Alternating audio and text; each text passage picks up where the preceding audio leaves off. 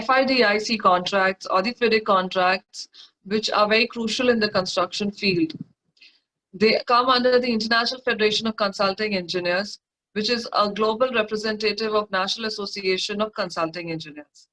Today, we have an expert who would take a practical approach to FIDIC contract and let us know the crucial aspects that govern it.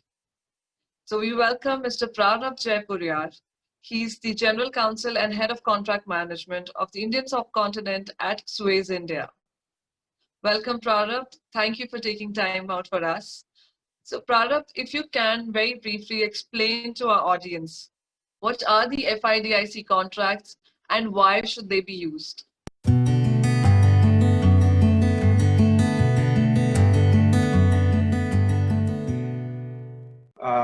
FIDIC or FIDIC contracts are basically drafted by an organization called International Federation of Consulting Engineers. The name comes from its French translation.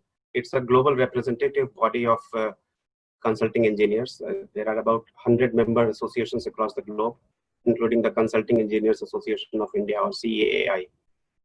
FIDIC publishes standard forms of contracts for works and agreements for clients, consultants, contractors, subcontractors, JVs, and other representatives, which are often associated with the color of their cover page, such as the red book, silver book, yellow book, green book, and so on and so forth. The best known of the FIDIC contracts are the red book, which is for building and engineering works designed by the employer, the yellow book, which is for M&E, building and engineering works designed by the contractor, and of late, the gold book, which is the design, build, and operate contract. MDBs or multilateral development banks such as the World Bank and ADB have also recognized the advantages of standardization of public procurement funded by them. Therefore, they have worked with FIDIC to develop special MDB harmonized editions of the construction contract as well. Many sectors across the world use FIDIC contracts, such as the transport sector, water and waste, roads and highways, oil and gas, conventional power, renewable energy, buildings, and other infra projects. There are many good reasons to use FIDIC contracts, in fact. Whenever you use FIDIC, or for that matter, any standard form of contract, you're likely to notice that there is a fair and equitable allocation of risk. Whenever you use a FIDIC or any other standard form of contract, you are likely to notice a fair and equitable allocation of risk. In an imbalanced contract, where the client tries to push all the risks to the contractors are forced to estimate a risk contingency for risks which they can't estimate. For instance, what if the contractor discovers archaeological artifacts or fossils upon excavation? If the client forces the contractor to bear the risk with low probability of occurrence but potentially mammoth impact, the contractors will safeguard themselves by adding a risk contingency. This will increase the contract price. A balanced contract, on the contrary, like a FIDIC contract, avoids such situations and therefore helps reduce contract value as well. Another great advantage of using FIDIC contracts or standard forms of contract is that they enhance familiarity with the provisions of the contract, which can sometimes be quite complex and confusing. Working on familiar contracts helps all stakeholders, clients, contractor, consultants, DAB members, arbitrators, all of them benefit from utilizing their experience on previous such contracts. Of course, standard forms like FIDIC also obviate the need for negotiating contract conditions. In tender process, you have pre-bid queries. So they eliminate a lot of pre-bid queries because experts have developed these contracts after years of deliberation and improvements, and most contractual aspects are suitably covered and are well balanced. FIDIC contracts are also well designed. FIDIC contracts are so designed that they can work with almost any legal system. Of course, there would be peculiarities in some legal systems. Therefore, these contracts also leave room to tailor the conditions accordingly. Lastly, contracts are often drawn up with a potential dispute in mind. FIDIC contracts are so well structured that they weather disputes very well. The conditions are by and large unambiguous, and there is not much scope for conflicting interpretations. Not to miss, the dispute resolution clauses are also very well structured. We will talk about it later as well.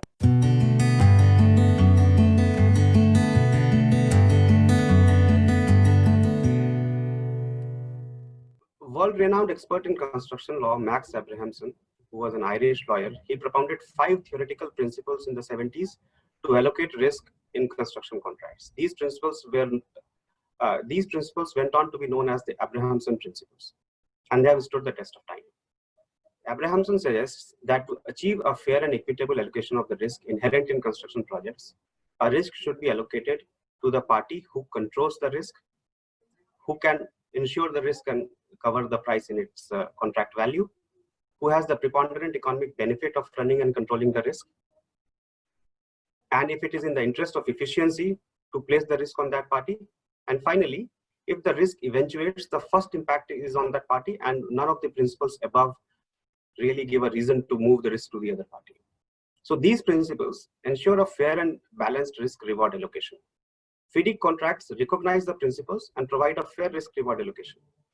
Moreover, the procedures for determination, variation, time extension, claim, disputes, etc., are very well defined in FIDIC contracts, which gives us one more reason to use FIDIC contract.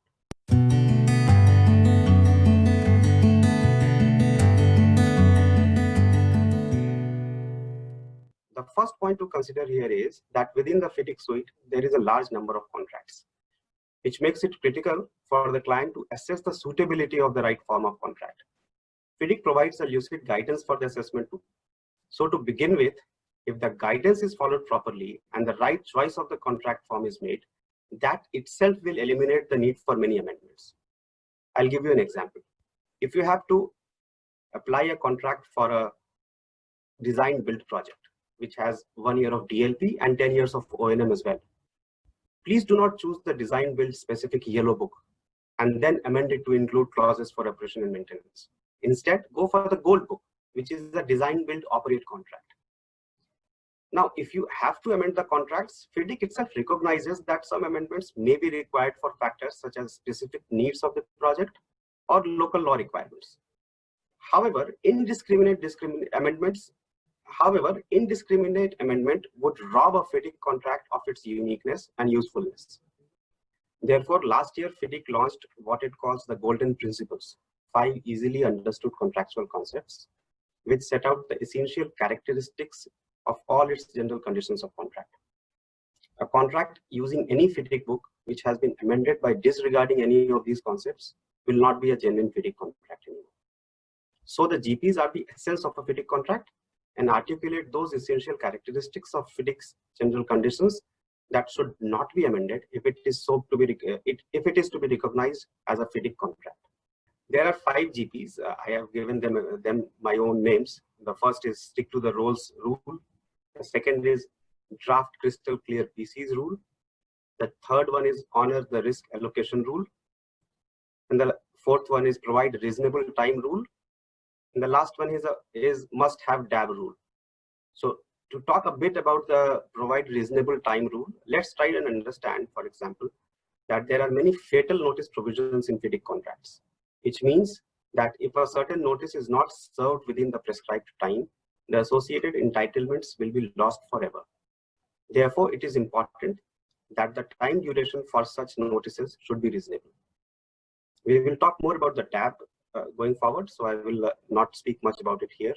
I would only conclude by saying that anyone working on FIDIC particular conditions would do well to test all the changes on these 5 touchstones.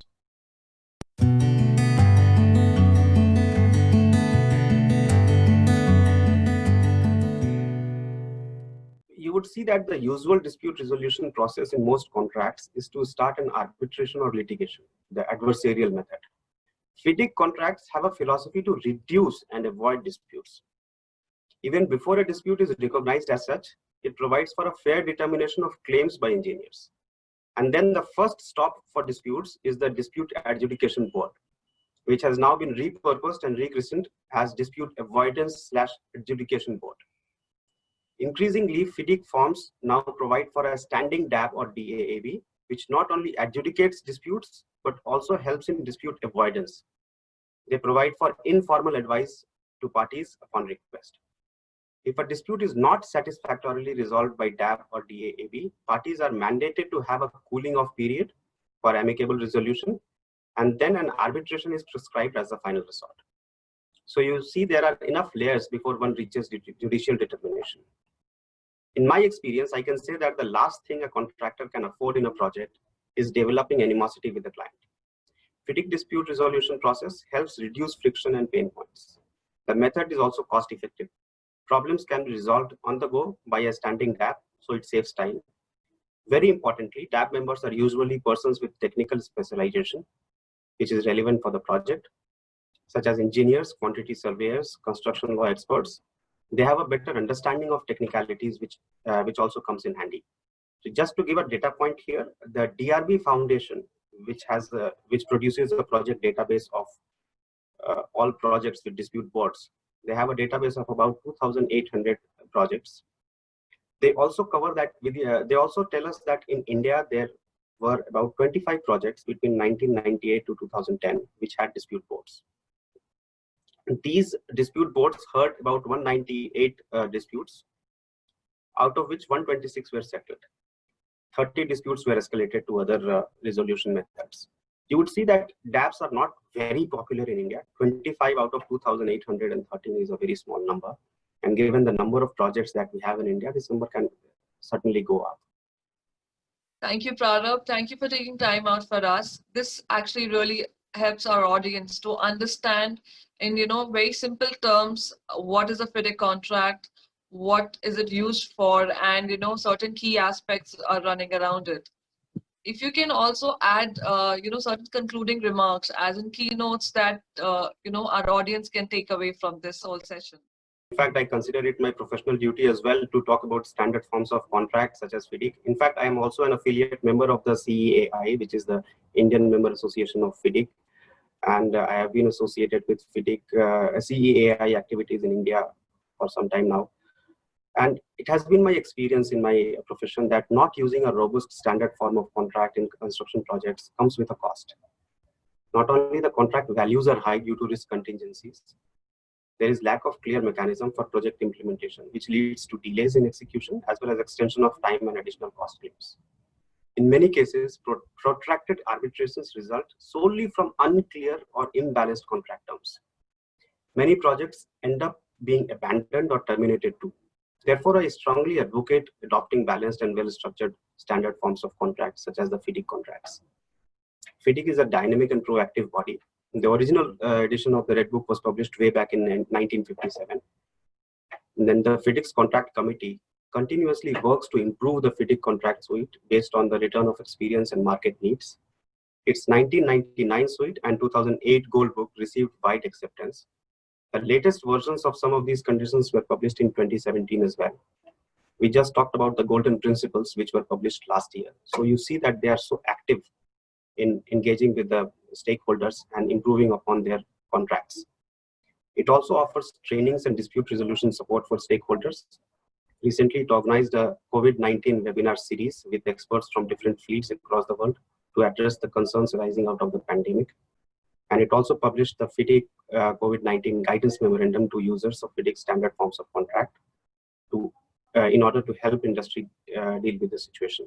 So you would see that FIDIC as a body and FIDIC contracts as a document have been helping the construction industry a lot, and we would be gaining from using it more and more as we go along. Thank you, Prarabh, for taking time out for us. We really appreciate this. It was a pleasure.